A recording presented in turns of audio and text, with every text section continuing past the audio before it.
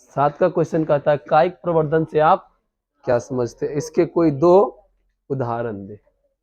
ठीक है, कोई 2 उदाहरण देना है जिसमें क्या होता है, कायिक प्रवर्धन होता है।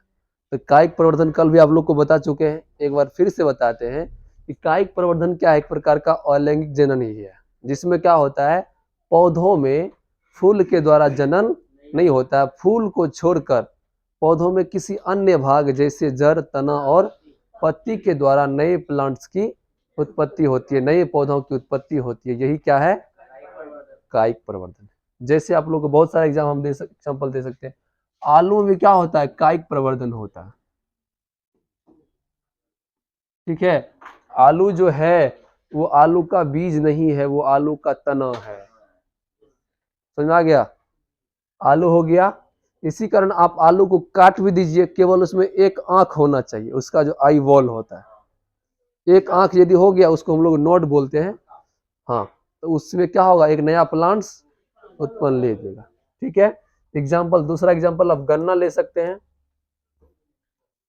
गन्ना का कोई सा एक टर काट लीजिए, केवल उसमें एक नोड होना चाहिए, बस इसी नोड से नया प्लांट्स का उत्पत्ति होगा, जिसको हम लोग कहते हैं पौर। पौर समझता है ना, बांस या बत्ती में पौर होता है ना, हाँ है ना, ढेर सारा। उसी प्रकार गन्ने के जो डंठल होता है उसमें भी क्या होता है, उसको काट काट के लगा दीजिए, सिर्फ उसका एक गांठ होना चाहिए, नोड होना चाहिए, वहीं से क्या होगा, नया प्लांट्स की उत्पत्ति हो जाएगा। ठीक है, इसके अलावा आप लोग बहुत जानते हैं, शीशम, सहजन, ब्रायोफाइलम, ये सब क्या है, किसका एग्जाम्पल है, कायिक प्रवर्धन का ही एग्जाम्पल है। समझ में आ गया, तो लिखो, पहले क्वेश्चन लिखो जल्दी से,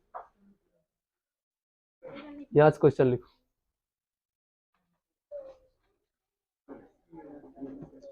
सभी क्वेश्चन बैंक का जो आप बनाए हैं वो सब एक जगह होना चाहिए, सारा ऑब्जेक्टिव सारा सब्जेक्टिव, एनसीईआरटी सॉल्यूशन सब एक जगह होना चाहिए, सभी चैप्टर का। एक कॉपी खरीद लेगा वो हो गया एनसीईआरटी सॉल्यूशन का, एक अलग कॉपी खरीदेगा वो हो गया क्वेश्चन बैंक का, सब एक जगह रहना चाहिए।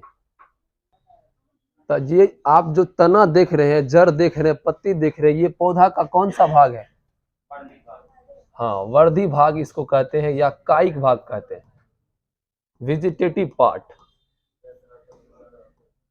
कायिक भाग या वर्धी भाग। ठीक है, अब फूल कौन सा भाग है, रिप्रोडक्टिव पार्ट, मतलब जनन भाग। तो बताओ कायिक प्रवर्धन किसके द्वारा होता है, जनन भाग के द्वारा या कायिक भाग के द्वारा, सीरियस होके सुनो, कायिक प्रवर्धन किसके द्वारा, फूल के द्वारा, या फूल को छोड़कर वर्धी भाग जैसे जड़, तना और पत्ती। तो कायिक प्रवर्धन किसके द्वारा, फूल के द्वारा या जड़, तना, पत्ती के द्वारा। तो यदि पेड़ पौधों में जनन की क्रिया कायिक भाग के द्वारा होती है तो उसे ही क्या कहते हैं, बिल्कुल शॉर्ट डिफिनेशन। ठीक है, यदि पेड़ पौधों में जनन की क्रिया किसके द्वारा होता है, कायिक भाग के द्वारा होता है, ब्रैकेट में लिख देंगे जड़, तना, पत्ती के द्वारा होता है, तो उसे क्या कहते हैं, कायिक प्रवर्धन कहते हैं। लिखो, यदि पेड़ पौधों में, लिखे, यदि पेड़ पौधों में जनन की क्रिया कायिक भाग या वर्धी भाग,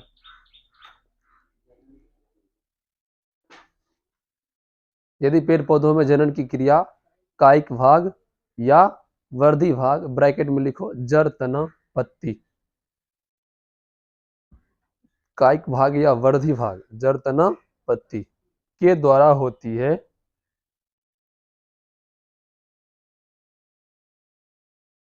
तो उसे कायिक प्रवर्धन कहते हैं।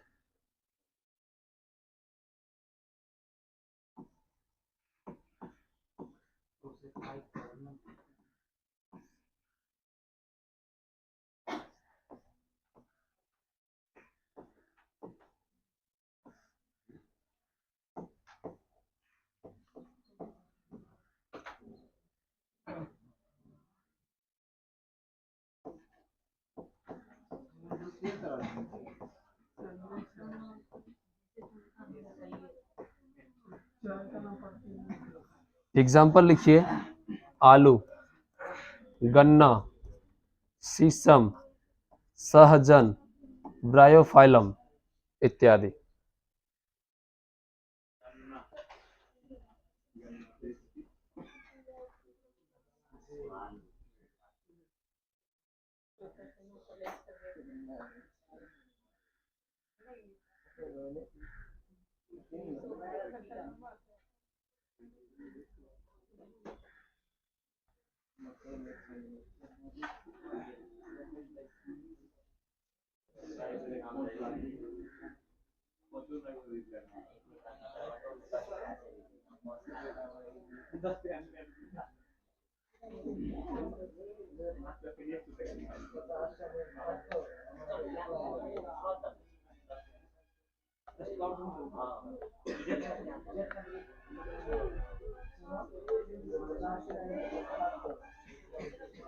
हो गया? चलिए अगला क्वेश्चन हम लोग देखते हैं।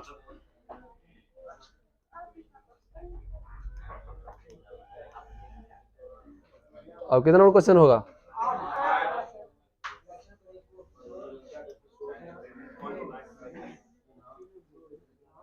आठवां क्वेश्चन है कि व्याख्या करें कौन सा अवस्था? दूसरा,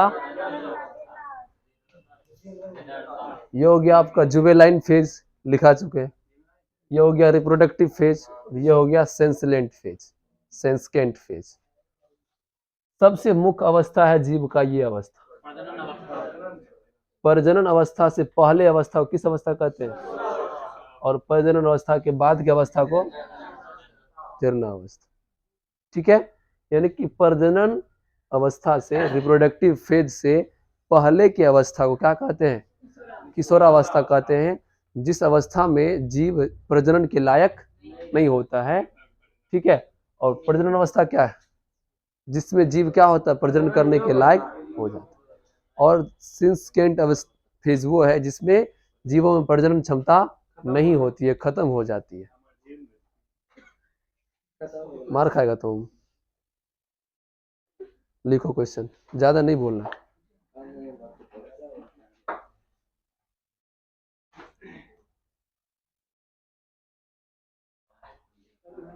क्या करना है बस, इसका 1 2 3 हो गया, तब क्या होगा? लिखो फास्ट में, पेन को फास्ट करो। तो पहला कौन सा अवस्था है? तो लिखिए, जीवन की वैसी अवस्था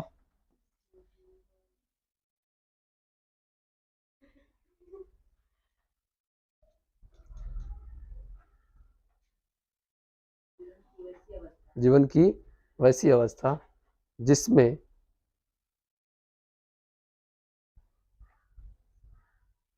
जीव प्रजनन के लायक नहीं होते हैं।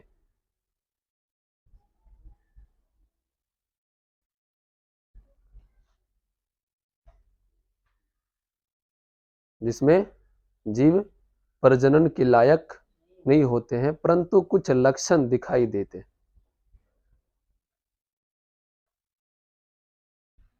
परंतु कुछ लक्षण दिखाई देते हैं, उसे ही क्या कहते हैं? किशोरावस्था कहते हैं। या एनसीईआरटी की लैंग्वेज में क्या है, देखो, किशोर चरण। यदि तुम लोग शायद इस क्वेश्चन को, हमको लगता है एग्जाम में छोड़ के चला था। किशोर चरण क्या? बहुत बच्चा का बात कर रहे हैं था। जैसे एग्जाम्पल में बहुत सारे लड़के हो गए, सुदर्शन हो गए, सतीश हो गए, इस सबको पता नहीं था किशोर चरण क्या होता है? क्या पहली बार सुन रहे हैं किशोर चरण? जानते थे? चलिए, हाँ, चलिए अब दूसरा लिखिए, प्रजनक चरण, प्रजनन अवस्था।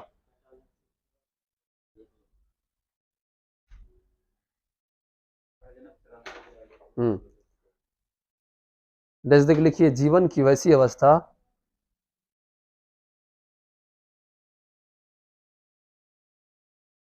जीवन की वैसी अवस्था जिसमें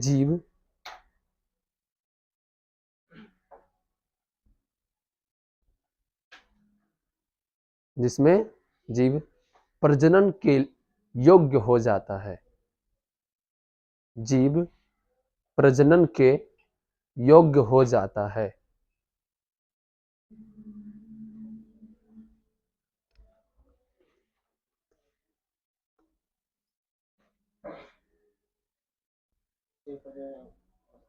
हाँ, उसे ही प्रजनक अवस्था कहते हैं।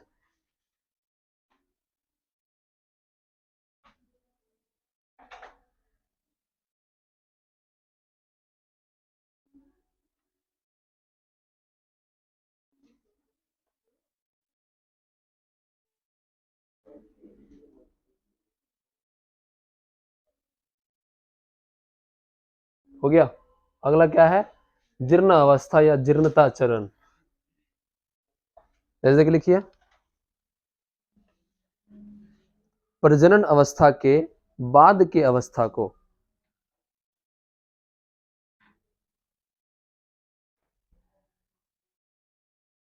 प्रजनन अवस्था के बाद की अवस्था को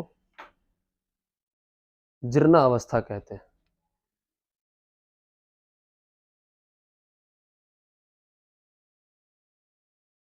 प्रजनन अवस्था के बाद की अवस्था को जीर्ण अवस्था कहते हैं। ठीक है, या इसका दूसरा डेफिनेशन इस प्रकार भी दे सकते हैं कि जीवन की वैसी अवस्था जिसमें जीव के अंदर प्रजनन क्षमता खत्म हो जाती है, उसे क्या कहते हैं? जीर्णता अवस्था। प्राय फीमेल में जो होता है 40 या 45 वर्षों के बाद वो जीर्ण अवस्था में आ जाती है, लेकिन मेल प्राय ऑल लाइफ टाइम तक उसके अंदर प्रजनन की क्षमता होती है।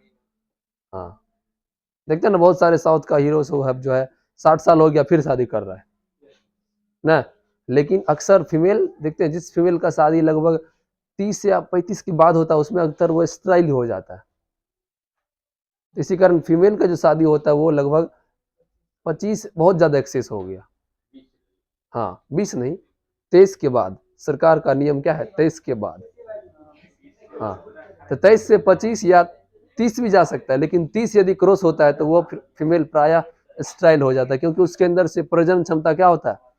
खत्म हो जाता है। लिखो अथवा देखिए, जीवन की वैसी अवस्था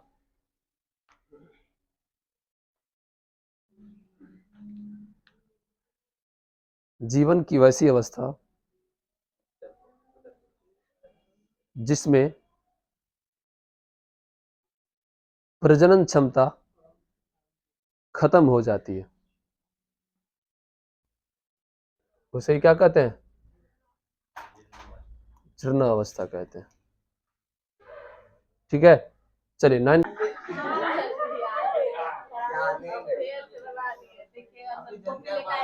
बताओ इसका आंसर।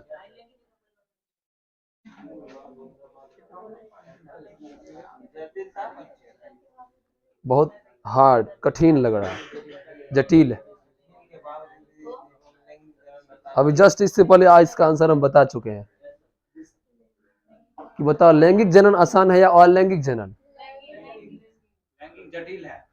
जटिल है, उसमें बहुत सारा प्रोसेस होता है, लेकिन अलैंगिक में कोई ज्यादा प्रोसेस है? दुखंडन हुआ बस हो गया अलग, मुकुलन हुआ हो गया टूट के अलग। चलो समझो, क्वेश्चन कहता है कि अपनी जटिलता के बावजूद भी, आवाज नहीं करो, जटिलता मतलब बहुत ज्यादा कठिन है, बहुत ज्यादा इसमें प्रोसेस है, बहुत ज्यादा झंझट लफड़ा है, इसके बावजूद भी बड़ा बड़ा जीव जैसे मानव, गाय, भैंस, कुत्ता, बकरी, इस सब ने लैंगिक जनन को अपने जीवन में क्यों अपनाया, क्यों पाया? क्वेश्चन समझ में आया? फिर एक बार समझो। कहता अपनी जटिलता, जटिलता मतलब बहुत ज्यादा कठिन है, बहुत ज्यादा समस्या है, बहुत सारा प्रोसेस होता है उसमें। ठीक है, इन प्रोसेस, इन समस्याओं के बावजूद भी बड़ा जीव जैसे मानव, गाय, भैंस, घोड़ा, बकरी, कुत्ता, बिल्ली, ये सब जीव अपने जीवन में किस जनन के किस विधि को अपनाया? क्यों? यही कहा था, क्यों ऐसा अपनाया? क्यों? क्योंकि लैंगिक जनन का संतान जो होता है उसका जीवन काल क्या होता है? उसमें रोग प्रतिरोधक क्षमता, ठीक है, उसमें अनुकूलन क्षमता, वो प्राकृतिक आपदाओं को एडजस्ट कर सकता है, उससे बचने के योग उसमें अंदर क्षमता होती है। इन्हीं कारण ये सब जीव किस विधि को अपनाया? लैंगिक विधि को अपनाया। लिखिए आंसर। तो इसी भाषा में लिखना है, पहले यही भाषा लिखो। लिखिएगा, अपनी जटिलता के बावजूद भी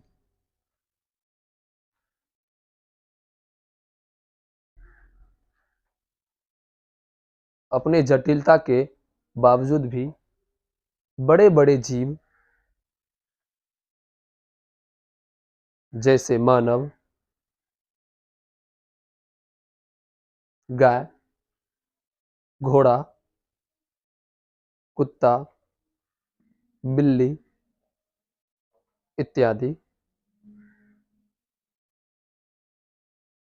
इत्यादि ने जनन की लैंगिक विधि को अपनाया।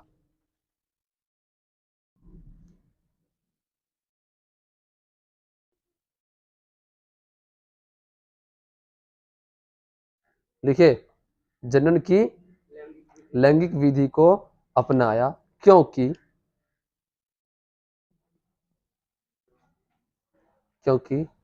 लैंगिक जनन का संतान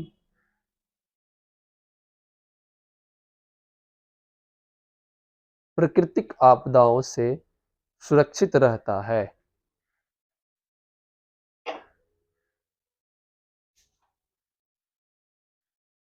प्राकृतिक आपदाओं से सुरक्षित रहता है, कोमा इसका जीवन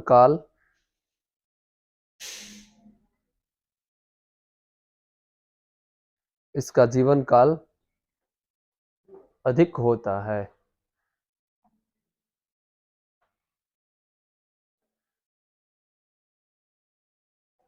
कोमा इसका अनुकूलन क्षमता एवं रोग प्रतिरोधक क्षमता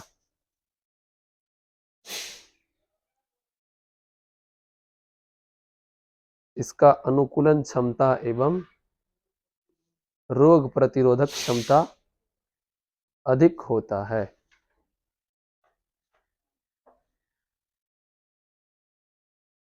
अधिक होता है। समझ में आया? तो बड़ा वाला जीव क्या है, उसका सभी प्रकार की क्षमता ज्यादा विकसित होता है, इसीलिए बड़े बड़े जीव किस विधि को अपनाया, लैंगिक जनन की विधि को अपनाया। होता है एनसीईआरटी का लैंग्वेज कितना जटिल है, बिल्कुल क्वेश्चन हम लोग जान रहे हैं, बहुत अच्छे से जान रहे हैं, सिर्फ एक बार बताएंगे सब खुद से लिख लेगा, लेकिन ऐसा लैंग्वेज दिया एग्जामिनर या एनसीईआरटी का जो होता है वो बिल्कुल जटिल लग रहा है, इसी कारण एनसीईआरटी का प्रैक्टिस बहुत जरूरी है। चलो, किसी को 5% समझ में आया? बोलो, क्या 5% समझ में आया?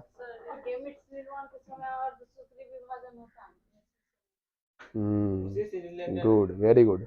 5% नहीं, तुमको 99% समझ में आ गया, क्योंकि जब तक अर्धसूत्री विभाजन नहीं होगा तब तक युग्मक जनन, या युग्मक जनन हो भी जाएगा तो उसमें क्रोमोसोम इरेगुलर हो जाएगा, अनियमित हो जाएगा, किसी में 24, किसी में 25, किसी में 26, और नियमित रूप से क्या होगा, क्रोमोसोम चला जाएगा।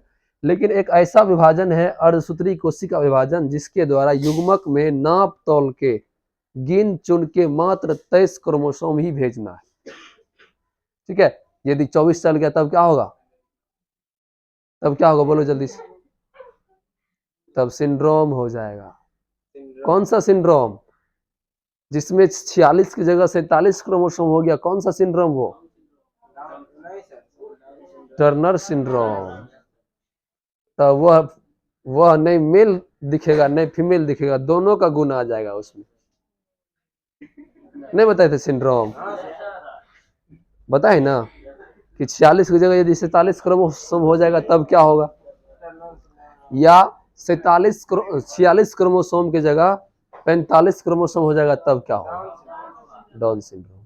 एक और सिंड्रोम होता है क्लाइनफेल्टर सिंड्रोम, तो वो सब किसके कारण होता है, गुणसूत्र के कारण, गुणसूत्र की संख्या घटने या इसी कारण सबको कौन कंट्रोल करता है, अर्धसूत्री कोशिका विभाजन। तो बता इसका कितना गहरा संबंध है किससे, इसी संबंध को लिखना है, क्वेश्चन यही कह रहा है। समझ में आया सबको? तो लिखो आंसर, लिखिएगा। युग्मक के निर्माण की क्रिया को युग्मक जनन कहते हैं। नहीं, हिंदी लिख रहा हूँ, इंग्लिश बहुत याद कर ली। युग्मक के निर्माण की क्रिया को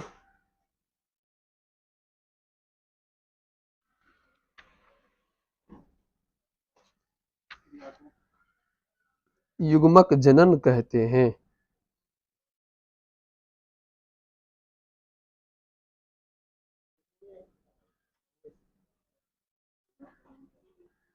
युग्मक जनन कहते हैं। उसी में लिखो, इस क्रिया के दौरान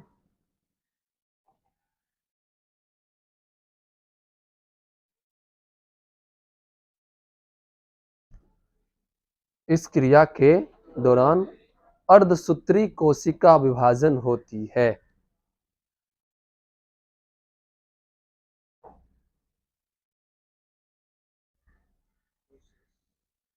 इस क्रिया के दौरान अर्धसूत्री कोशिका विभाजन होती है, जिससे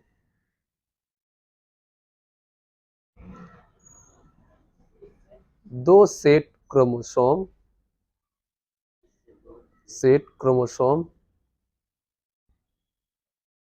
अलग अलग होकर,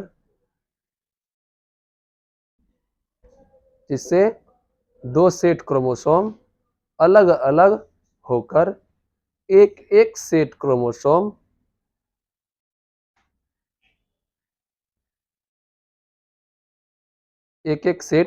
क्रोमोसोम गेमिट्स में जाता है।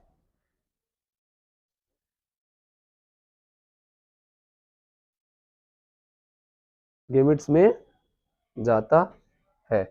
अतः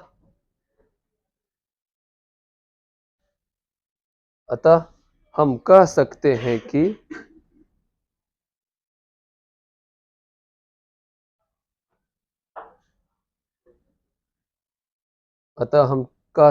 क्या कह सकते हैं? कह सकते हैं कि युग्मक जनन जो होता है उसका हमेशा, उसका सदैव संबंध किससे रहता है? हाँ, तो लिखो, अतः हम कह सकते हैं कि युग्मक जनन का सदैव संबंध, हमेशा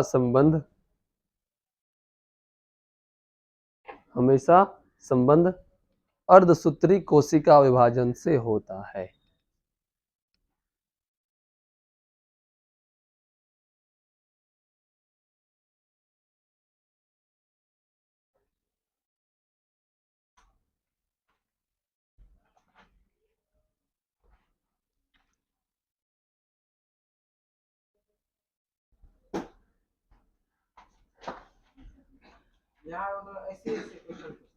हाँ, क्वेश्चन जो तुम जान रहा है लेकिन फिर भी उससे अनजान है। क्वेश्चन में कर रहा है कि जो पुष्पी पादप है या फूल का पौधा है, उसमें सभी भाग है। फूल है, दल है, सेपल है, पेटल है, बाह्य दल है, ठीक है। उसका कौन सा भाग अगुणित है और कौन सा भाग द्विगुणित है, अर्थात कौन सा भाग n का है और कौन सा भाग 2n का है, वही लिखना है सबके नाम।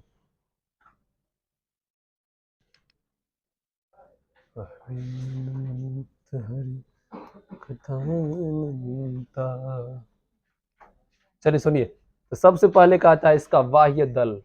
बाह्य दल समझते हैं, जिसको क्या कहते हैं? सेपल कहते हैं। बाह्य दल और दल जो होता है वो क्या होता है? सहायक भाग होता है, ठीक है। चलो छोड़ो, पहला नंबर लिखो बाह्य दल। बताओ बाह्य दल क्या है, गुणित या द्विगुणित? तो किसी भी प्लांट्स का हो या एनिमल्स का, उसका बॉडी क्या होता है? द्विगुणित। ये हो जाएगा 2n का। लिखो बाह्य दल, अब डैश देके लिखो कितना n? 2n मतलब द्विगुणित।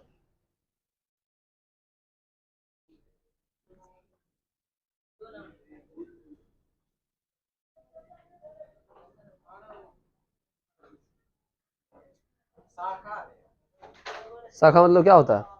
तना, टहनी उसका। तो उसका शाखा भी क्या होगा? कितना n का? लिखो उसका 2n।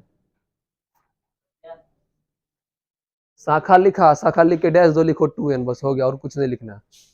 वर्तिका अगर किसको बोलते हैं? स्टिग्मा को। बताओ स्टिग्मा कौन सा, एन या 2n? स्टिग्मा बोलो 2n का, लिखिए 2n।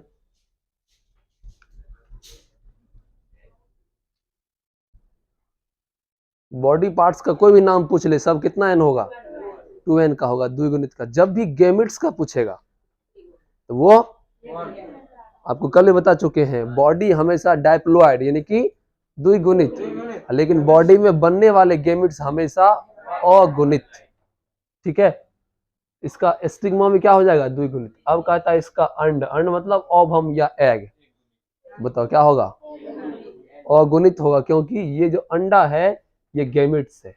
ठीक है, तो लिखिए अगुणित, लिख लिए। उसके बाद आता है परागकण, पॉलन ग्रेन जिसको बोलते हैं, ये भी क्या होगा?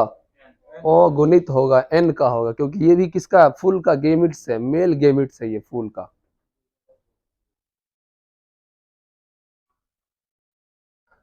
उसके बाद फिर कहता है नर युग्मक क्या होगा? एन का होगा। जो भी युग्मक है हमेशा वो क्या होगा? एन का होगा, अगुणित।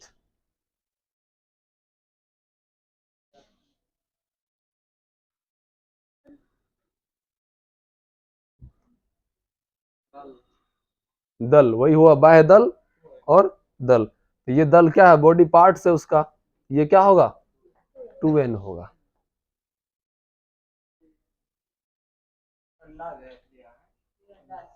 हैं? हाँ, अंडाशय। अंडाशय क्या होगा? अंडाशय, ओवरी, लेकिन ये फूल का अंडाशय है। अंडाशय, एक मिनट समझ लो थोड़ा सा।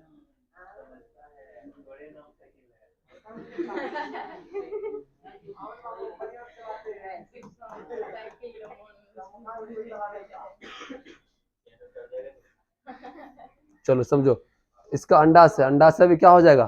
2n का हो जाएगा। लिखिए द्विगुणित।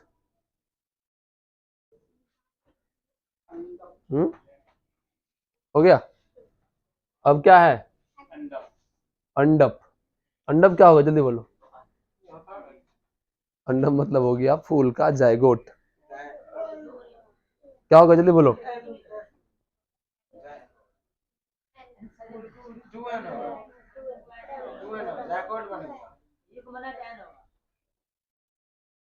अच्छा, ये तो जायगोट है ना।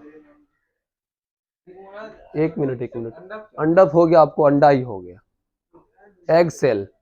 ठीक है, ये भी आपका एन का होगा, एन लिखिए।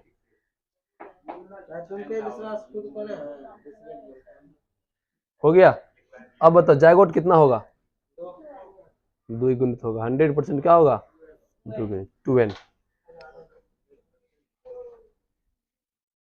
यहाँ तक सबको समझ में आया? अभी खास करके समझ में नहीं भी आया होगा तो हम लोग इसको दूसरा चैप्टर में क्लियर कर लेंगे। ठीक है, चलिए नेक्स्ट क्वेश्चन लिखिए 12 नंबर का।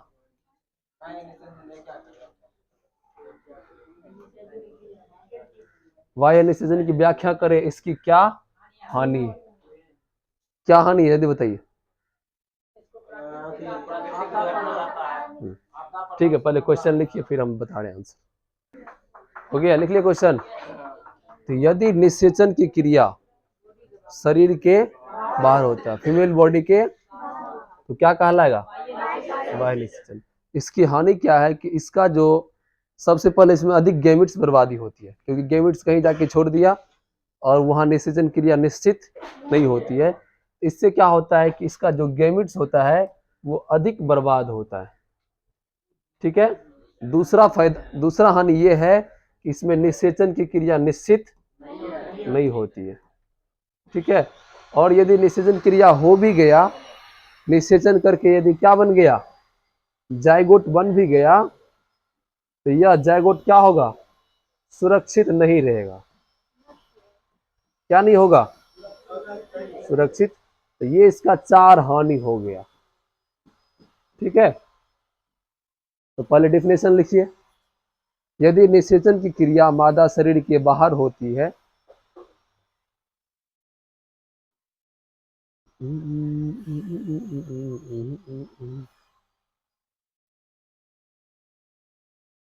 यदि निषेचन की क्रिया मादा शरीर के बाहर होती है तो उसे बाह्य निषेचन कहते हैं।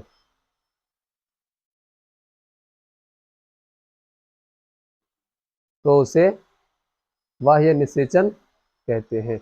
हेडलाइन शुरू की लिखिए, इसके निम्न हानियां हैं। इसके निम्न हानियां हैं। पहला नंबर, पहला नंबर लिखो, गेमेट्स की बर्बादी अधिक होती है। गेमेट्स की बर्बादी अधिक होती है।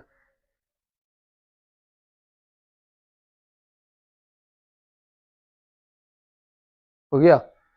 दूसरा नंबर लिखिए, दूसरा नंबर क्या होगा, इसमें निषेचन की क्रिया निश्चित नहीं होती है। इसमें निषेचन की क्रिया निश्चित नहीं होती है।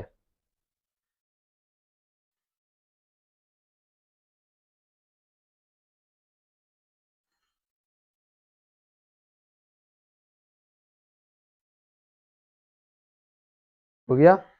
अगला नंबर लिखो, इसका जायगोट सुरक्षित नहीं रहता है।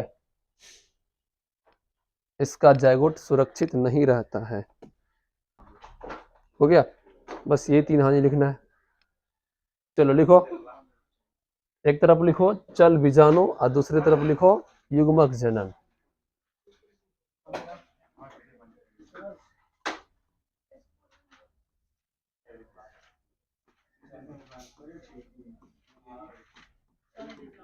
चल बीजाणु जनन।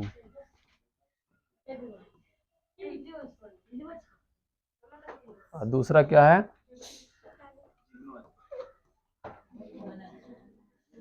युग्मक जनन।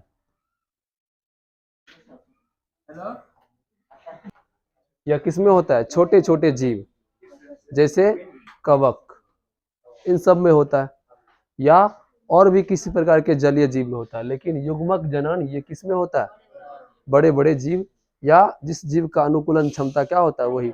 हमको लगता है एनसीईआरटी क्वेश्चन घुमा फिरा के एक ही क्वेश्चन को बार बार रिपीट कर रहा है, बस उसका लैंग्वेज चेंज कर रहा है, बस आपका माइंड टेस्ट यानी कि आपको रीजनिंग टेस्ट ले रहा हूँ। चलो लिखो पहला नंबर। देखो यहाँ आपका थोड़ा संकेत भी कर दिया कि कौन सा, ये कौन सा जनन, वही पूछ रहा है लगभग, नहीं हो गया अंतर। तो लिखिए, यह प्रायः छोटे छोटे जीव में होती है।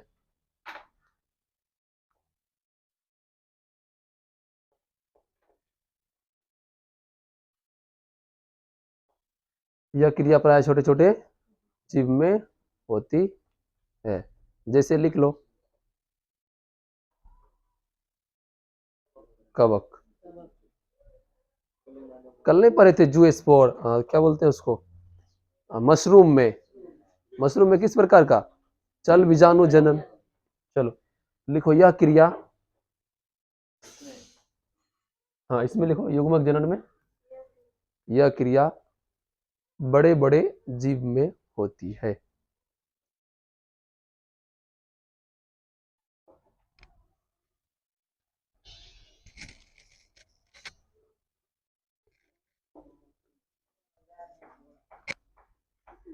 यह क्रिया बड़े बड़े जीव में होती है। चलो, तो युग्मक जनन के द्वारा कौन सा जनन, लैंगिक या अलैंगिक, लैंगिक जनन। लेकिन जू स्पोर किसमें, दूसरा नंबर लिखो, यह अलैंगिक जनन में होने वाली क्रिया है। या लिखो यह अलैंगिक जनन की विधि है, या क्रिया लिखो, यह अलैंगिक जनन में होने वाली क्रिया है।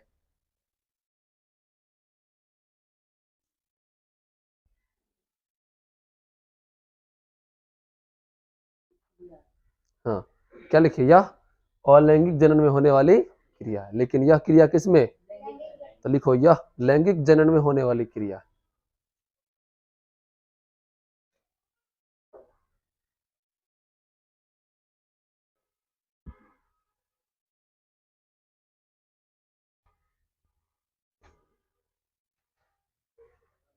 हो गया। चलिए तीसरा देखिए, चल बीजाणु जन्म के द्वारा क्या होता है, एक नया जीव ही बन जाता है।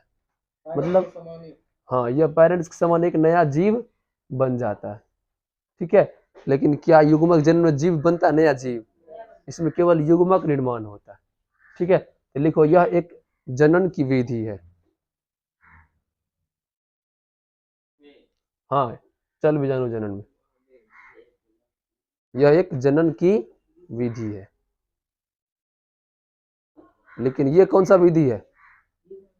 हाँ, ये युग्मक निर्माण की क्रिया है या विधि है। लिखो यह युग्मक निर्माण की क्रिया,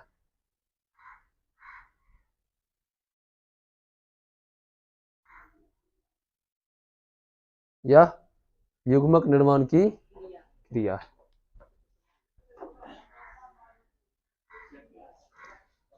हो गया, यहां तक समझ में आ गया। चलिए नेक्स्ट।